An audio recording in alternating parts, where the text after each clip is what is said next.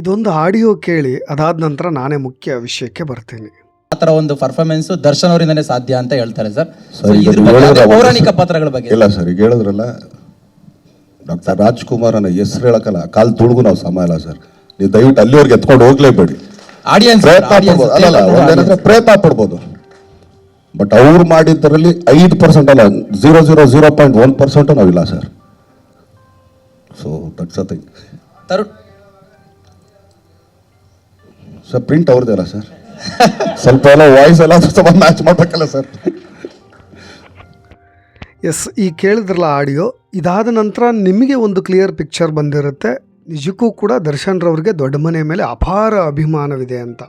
ಆದರೆ ಇದು ಹುಟ್ಕೊಂಡಿದ್ದು ಹೇಗೆ ಅಂತ, ದರ್ಶನ್ ಮತ್ತು ಅಪ್ಪು ಈ ಇಬ್ಬರ ನಡುವಿನ ಫ್ಯಾನ್ಸ್ಗಳ ವಾರ್ ಇದೆಯಲ್ಲ, ಅದು ತಾರಕಕ್ಕೆ ಏರಿರ್ತಕ್ಕಂಥದ್ದು. ಅದನ್ನು ನೀವು ನೋಡಿದ್ದು ಈ ಹೊಸಪೇಟೆಯ ಪ್ರಕರಣದಲ್ಲಿ. ಯಾವಾಗ ದರ್ಶನ್ ಮೇಲೆ ಚಪ್ಪಲಿಯನ್ನು ಎಸೆಯಲಾಯಿತು, ಅದಾದ ನಂತರ ಬಹಳಷ್ಟು ಕಿಡಿಗೇಡಿಗಳು ಅದನ್ನು ದರ್ಶನ್ ರವರ ವಿರುದ್ಧವಾಗಿ ಅಪ್ಪು ಅಭಿಮಾನಿಗಳು ಮಾಡಿದ ಷಡ್ಯಂತ್ರ ಕುತಂತ್ರ ಈ ರೀತಿಯಾಗಿ ಏನೇನೋ ಬಿಂಬಿಸಲಾಯಿತು.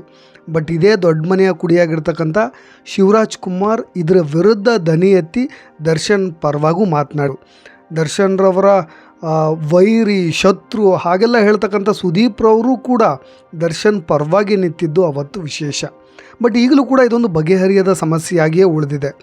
ದರ್ಶನ್ ರವರು ಎಷ್ಟು ಬಾರಿಯೂ ದೊಡ್ಡ ಮನೆಯ ಪರವಾಗಿ ಮಾತನಾಡಿದ್ರು, ರಾಜ್ಕುಮಾರ್ ಅವರ ಫ್ಯಾಮಿಲಿಗೆ ರೆಸ್ಪೆಕ್ಟ್ಫುಲ್ಲಾಗಿ ಮಾತನಾಡಿದ್ರೂ ಕೂಡ ಈಗಲೂ ಕೂಡ ದರ್ಶನ್ ಫ್ಯಾನ್ಸ್ಗಳು ಮಾತ್ರ ಅದೇನೋ ಯಾಕೋ ಗೊತ್ತಿಲ್ಲ ದೊಡ್ಡ ಮನೆಯ ವಿರುದ್ಧವಾಗಿಯೇ ದನಿ ಎತ್ತುತ್ತಾ ಇರ್ತಕ್ಕಂಥದ್ದು ಸೋಷಿಯಲ್ ಮೀಡಿಯಾಗಳಲ್ಲಿ ಕಾಣಸಿಗುತ್ತೆ. ಬಟ್ ಆದರೆ ದರ್ಶನ್ ರವರು ಇದ್ರ ಪರವಾಗಿ ಅಥವಾ ವಿರುದ್ಧವಾಗಿ ಎಲ್ಲಾದರೂ ವಿಷಯಗಳನ್ನು ಎತ್ತಿ ನೇರವಾಗಿ ಮಾತನಾಡಿದ್ರೆ ಅಭಿಮಾನಿಗಳಿಗೆ ಮನಸ್ಸಿಗೆ ತಾಕುವಂತೆ ನಾಟುವಂತೆ ಮಾತಾಡಿದ್ರೆ ಒಂದು ದೊಡ್ಡ ಬದಲಾವಣೆ ಆಗ್ಬೋದು. ಯಾಕೆ ಅಂತ ಹೇಳಿದ್ರೆ ದರ್ಶನ್ ರವರು ವೇದಿಕೆಗಳಲ್ಲಿ ಮಾತನಾಡಬೇಕಾದ್ರೆ ಫ್ಯಾನ್ಸ್ಗಳು ಏನಾದರೂ ಸ್ವಲ್ಪ ಕಿರಿಚಾಡಿದ್ರೆ, ಏನಾದರೂ ಹೇಳಿದ್ರು ಅವ್ರನ್ನ ಬಾಯಿ ಮುಚ್ಚಿಸ್ತಕ್ಕಂತಹ ನಡೆ ಏನಿದೆ ನೀವೆಲ್ಲರೂ ನೋಡಿರ್ತೀರ. ಅಷ್ಟೇ ನೇರವಾಗಿ ದಿಟ್ಟವಾಗಿ ಬೈದಾದರೂ ಸಿಟ್ಟು ಮಾಡಿ ಕಠೋರ ಪದಗಳಿಂದ ಅವ್ರನ್ನ ಬಾಯಿ ಮುಚ್ಚಿಸ್ಬಿಡ್ತಾರೆ. ಬಟ್ ಈ ಥರದ ನಡೆಗಳಾದಾಗೂ ಕೂಡ ದರ್ಶನ್ ರವರು ಓಪನ್ ಆಗಿ ಸ್ಟೇಟ್ಮೆಂಟ್ ಕೊಡಬೇಕು. ಬಟ್ ಟ್ವಿಟರ್ ಖಾತೆಯಿಂದ ಈಗಲೂ ಕೂಡ ಬಹಳಷ್ಟು ಜನ ಅಬ್ಸರ್ವ್ ಮಾಡ್ತಾ ಇದ್ದಾರೆ ದರ್ಶನ್ ರವರು ಯಾವುದೇ ಒಂದು ಟ್ವೀಟ್ ಮಾಡಿಲ್ಲ ಅಂತ. ಬಟ್ ಅಪಾರ್ಟ್ ಫ್ರಮ್ ದಟ್ ಅವರೇ ಯಾವುದಾದ್ರೂ ವೇದಿಕೆಗಳಲ್ಲಿ ನಿಂತ್ಕೊಂಡು ಇದ್ರ ಬಗ್ಗೆ ಮಾತನಾಡಿದ್ರೆ ಅದೆಲ್ಲ ಕ್ಲಿಯರ್ ಆಗುತ್ತೆ. ಬಟ್ ಸದ್ಯದ ಪರಿಸ್ಥಿತಿಯಲ್ಲಿ ಈಗ ದರ್ಶನ್ ರವರು ಒಂದು ಶಸ್ತ್ರಚಿಕಿತ್ಸೆಗೆ ಒಳಗಾಗಿರೋದ್ರಿಂದ ಅವರ ಆಪ್ತರೆ ಬಂದು ಮತ್ತೆ ಈಗ ಆಗಿರ್ತಕ್ಕಂಥ ಈ ಅಶ್ವಿನಿ ಪುನೀತ್ ರಾಜ್ಕುಮಾರ್ ಅವರ ಬಗ್ಗೆ ಮಾತನಾಡಿದ್ರ ವಿರುದ್ಧವಾಗಿ ಕಂಪ್ಲೇಂಟನ್ನು ಕೊಟ್ಟಿರೋದು, ಅದ್ರ ಪರವಾಗಿ ಧ್ವನಿ ಎತ್ತುತ್ತಾ ಇರೋದು ಇದನ್ನು ದರ್ಶನ್ ರವರೇ ಮಾಡಿಸ್ತಾ ಇದ್ದಾರೆ ಅನ್ನೋದು ನಿಮಗೆಲ್ಲರಿಗೂ ಕೂಡ ಸದ್ಯದ ಮಾಹಿತಿ. ಬಟ್ ವಾಟ್ ಎವರ್ ಏನೇ ಆಗಿರಲಿ, ಈಗ ದರ್ಶನ್ ರವರ ಎಲ್ಲ ವಿವಾದಗಳನ್ನು ನಾವು ಕೈಗೊತ್ಕೊಂಡ್ರೆ ಇದಕ್ಕೆಲ್ಲವನ್ನೂ ಕೂಡ ಒಂದು ಎಳ್ಳು ನೀರು ಬೀಳಲೇಬೇಕು. ದರ್ಶನ್ ರವರು ಇವೆಲ್ಲ ಆರೋಪಗಳಿಂದ ವಿವಾದಗಳಿಂದ ಒಂದು ಸ್ವಲ್ಪ ಕ್ಲಿಯರಾಗಿ ಬರಬೇಕು ಅಂತ. ಬಟ್ ಅದು ಸಾಧ್ಯವೇ ಆಗ್ತಾಯಿಲ್ಲ. ನೀವು ಯಾವುದೇ ಇರಲಿ, ಇತ್ತೀಚಿನ ಈ ವರ್ಷ ಅಂತರೂ ಅವರಿಗೆ ಒಂಥರ ಮಾರಕ ಅಂತಲೇ ಹೇಳ್ಬೋದು. ಪವಿತ್ರ ಗೌಡ ಅವರ ಸಂಬಂಧದ ವಿಚಾರವಾಗಿ, ಜೆಟ್ಲ್ಯಾಗ್ ಹೋಟೆಲ್ನಲ್ಲಿ ಪಾರ್ಟಿ ಮಾಡಿದ ವಿಚಾರವಾಗಿ, ಕ್ರಾಂತಿ ಸಿನಿಮಾ ರಿಲೀಸ್ ಸಮಯದಲ್ಲಿ ಅದೃಷ್ಟ ದೇವತೆಯ ಬಗ್ಗೆ ಮಾತನಾಡಬೇಕಾದ್ರೆ ಅವಳನ್ನ ಬೆತ್ತಲೆಯಾಗಿ ರೂಮ್ನಲ್ಲೇ ಕೂರಿಸ್ಕೊಂಬಿಡ್ಬೇಕು ಅಂತ ಮಾತನಾಡಿದ್ದು, ಅದಾದ ನಂತರ ಬೆಳ್ಳಿ ಪರ್ವದಲ್ಲೂ ಕೂಡ ಅವರು ಹೆಣ್ಮಕ್ಳ ಬಗ್ಗೆ ಮಾತನಾಡಿದ್ದು, ಇವತ್ತು ಇವಳು ಇರ್ತಾಳೆ ನಾಳೆ ಅವಳು ಇರ್ತಾಳೆ ಯಾವುದಕ್ಕೂ ತಲೆ ಕೆಡಿಸ್ಕೊಳ್ಳಲ್ಲ ಅಂತ ಒಬ್ಬ ಸಿಲ್ಲಿಯಾಗಿ ಮಾತನಾಡಿದ್ದು, ಇವೆಲ್ಲವೂ ಕೂಡ ಜೊತೆಗೆ ಅವ್ರ ಮನೆಯಲ್ಲಿ ಒಂದು ಆ ನಾಯಿಯ ಕೇಸ್ ಬಗ್ಗೆ ಆಗಿದ್ದು, ಇವೆಲ್ಲವೂ ಕೂಡ ಅವ್ರಿಗೆ ಬರ್ತಾ ಯಾವುದೂ ಕೂಡ ಅವರು ಏನೋ ಈಸಿಯಾಗಿ ಫ್ಲೋಲ್ಲಿ ಮಾತನಾಡಿದ್ರು ಕೂಡ ಅವ್ರಿಗೆ ಅದು ನೆಗೆಟಿವ್ ಆಗ್ತಾ ಇರ್ತಕ್ಕಂಥದ್ದು ನಾವು ಗಮನಿಸ್ತಾ ಇದ್ವಿ. ಬಟ್ ಬಹಳಷ್ಟು ಸಂದರ್ಭಗಳಲ್ಲಿ ನಿಮಗೆ ಈಗಲೂ ಕೂಡ ಅನ್ನಿಸ್ತದೆ, ಭಾಳಷ್ಟು ಈ ಪುನೀತ್ ಫ್ಯಾನ್ಸ್ಗಳಿಗೆ ದರ್ಶನ್ ರವರೇ ಅವರು ಪುನೀತ್ ಪರವಾಗಿಲ್ಲ, ಪುನೀತ್ ಅಥವಾ ದೊಡ್ಡ ಮನೆಯ ಪರವಾಗಿಲ್ಲ ಅನ್ನೋದು ಅವ್ರ ವಾದ. ಬಟ್ ಅದಕ್ಕೆ ಬಹಳಷ್ಟು ಸಾಕ್ಷ್ಯಗಳು ಕೂಡ ಸಿಗ್ತವೆ. ಇದು ಈ ಬೆಂಕಿಯ ಕಿಚ್ಚೇನಿದೆ, ಈ ಕಿಡಿ ಏನಿದೆ ಹತ್ಕೊಂಡಿದ್ದು ನಿಮಗೆಲ್ರಿಗೂ ಗೊತ್ತಿರ್ಬೋದು. ಯಾವಾಗ ಅವರು ಅವರ ಮೈಸೂರಿನ ಮನೆಯಲ್ಲಿ ಅಂಬಾಸಿಡರ್ ಕಾರ್ ಬಗ್ಗೆ ಮಾತನಾಡಬೇಕಾದ್ರೆ ಇದೇ ಗಾಡಿನ ಪುನೀತ್ ರಾಜ್ಕುಮಾರು ತೊಗೊಂಡಿರೋದು, ರಾಜ್ಕುಮಾರ್ ಮಗನ ಹತ್ರ ಇರೋದು ಇದೇ ಕಾರ್, ಮತ್ತು ನಮ್ಮ ತಂದೆಯ ಹತ್ರ ಇರೋದು ಕೂಡ ಇದೇ ಕಾರ್ ಅನ್ನೋ ಮಾತನ್ನು ಫ್ಯಾನ್ಸ್ಗಳು ಬೇರೆ ರೀತಿಯಾಗಿ ಅರ್ಥೈಸ್ಕೊಂಡಿದ್ದು ತುಂಬ ಹಗುರವಾಗಿ ನೋಡ್ತಾರೆ ದೊಡ್ಡ ಮನೆಯವ್ರನ್ನ. ನನ್ನ ಹತ್ರನೂ ಅದೇ ಕಾರ್ ಇರೋದಂತ ಗರ್ವದಲ್ಲಿ ಅಹಂನಲ್ಲಿ ಹೇಳ್ತಾರೆ. ಇದೊಂದು ದೊಡ್ಡ ಯಾರ ಇವ್ರದ್ದು ದೊಡ್ಡ ಪರ್ವ, ದೊಡ್ಡ ಮನೆ ಅಂತ ಹೇಳಿದ್ರೆ ಅದಕ್ಕೊಂದು ದೊಡ್ಡ ಗೌರವ ಇದೆ, ದೊಡ್ಡ ಘನತೆ ಇದೆ.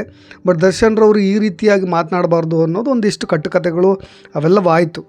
ಬಟ್ ನಾವು ಅನೇಕ ವೇದಿಕೆಗಳಲ್ಲೂ ಕೂಡ ದರ್ಶನ್ ರವರು ಇವೆಲ್ಲ ವಿವಾದಗಳ ನಡುವೆಯೂ ಕೂಡ ಅವರು ಮತ್ತೆ ದೊಡ್ಡ ಮನೆಯ ಬಗ್ಗೆ ಭಾರಿ ದೊಡ್ಡ ದೊಡ್ಡ ದನಿಯಲ್ಲಿ ಒಳ್ಳೆ ಗೌರವಿತ ಮಾತುಗಳನ್ನು ಆಡಿರೋದು ಕೂಡ ಉದಾಹರಣೆಗಳಿದೆ.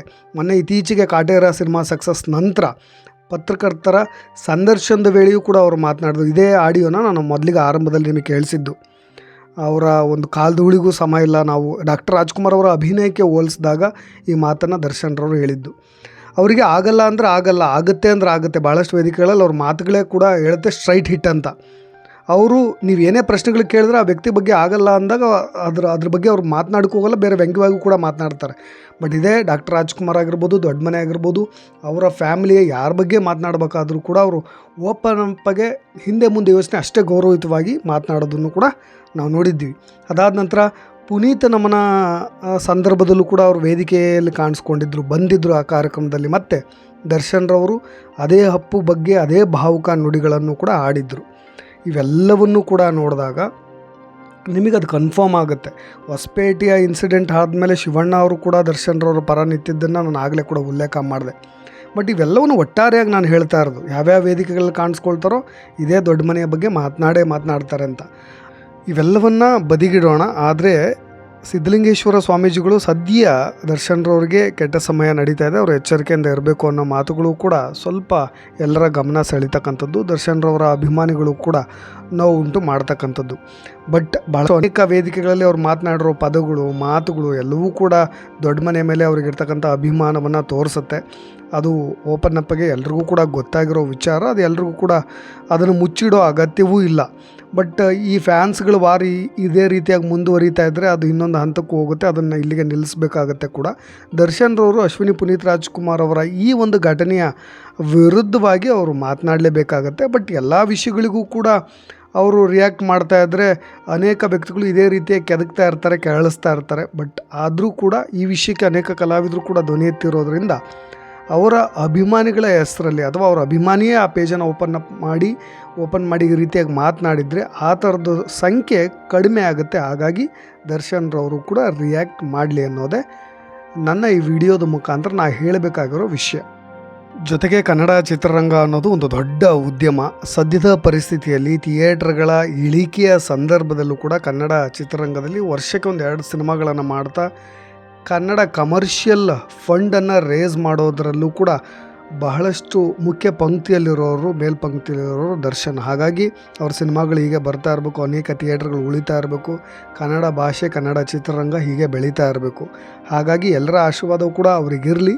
ಬಟ್ ಮಾತಿನ ಭರದಲ್ಲಿ ಅವರು ಈ ರೀತಿಯಾಗಿ ಸಿಕ್ಕಾಕೊಳ್ಳೋದು ಬೇಡ ಅನ್ನೋದು ಕೂಡ ನಮ್ಮೆಲ್ಲರ ಮತ್ತು ಅಭಿಮಾನಿಗಳ ಪರವಾಗಿ ದೇವರಲ್ಲಿ ಒಂದು ಚಿಕ್ಕದಾದ ಪ್ರಾರ್ಥನೆ.